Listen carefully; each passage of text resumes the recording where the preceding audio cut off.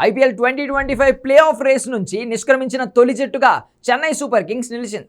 పంజాబ్ కింగ్స్తో జరిగిన మ్యాచ్లో 5 వికెట్ల తేడాతో ఓడిపోయిన చెన్నై 10 మ్యాచ్లలో 8వ ఓటమిని ఖాతాలో వేసుకుంది. ఆ జట్టు మిగిలిన 4 మ్యాచ్లలో గెలిచిన ప్లే ఆఫ్స్కు చేరలేదు. దీంతో ఈ ఎడిషన్లో ప్లే ఆఫ్ రేస్ నుంచి తప్పుకున్న తొలి జట్టుగా నిలిచింది. ఈ మ్యాచ్లో తొలుత బ్యాటింగ్ చేసిన చెన్నై సూపర్ కింగ్స్ 19.2 ఓవర్లలో 190 పరుగులకు ఆలౌట్ అయింది. 19వ ఓవర్లో 4 వికెట్లు తీసిన చాహల్ చెన్నై జట్టు భారీ స్కోర్ చేయకుండా అడ్డుకున్నాడు. అనంతరం పంజాబ్ కింగ్స్ 19.4 ఓవర్లలో 5 వికెట్లు కోల్పోయి లక్ష్యాన్ని ఛేదించింది. ఈ ఫలితంతో చెన్నై సూపర్ కింగ్స్ ఒక చెత్త రికార్డును నమోదు చేసింది.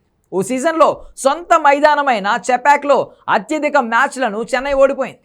ఈ ఎడిషన్లో ఇప్పటివరకు చెపాక్లో ఆడిన 6 మ్యాచ్లలో 5 ఓడిపోయింది. అంతకుముందు 2008లో 7 మ్యాచ్లలో 4 ఓడింది. 2012లో ఫైనల్స్తో కలిపి చెపాక్లో 10 మ్యాచ్లు ఆడిన సిఎస్కే 4 పరాజయం పాలైంది. ఇక చెపాక్లో చెన్నై సూపర్ కింగ్స్కు ఇది వరుసగా 5వ ఓటమి. చెపాక్లో సిఎస్కేపై ముంబై ఇండియన్స్ అత్యధికంగా 5 విజయాలను నమోదు చేసింది. ఆ తర్వాతి స్థానాల్లో పంజాబ్ కింగ్స్, కేకేఆర్ ఉన్నాయి. అటు గత కొన్ని సీజన్లుగా ప్రతి జట్టుపై ఆధిపత్యం కనబరిచిన సిఎస్కే రికార్డ్ ఇప్పుడు పేలవంగా మారింది.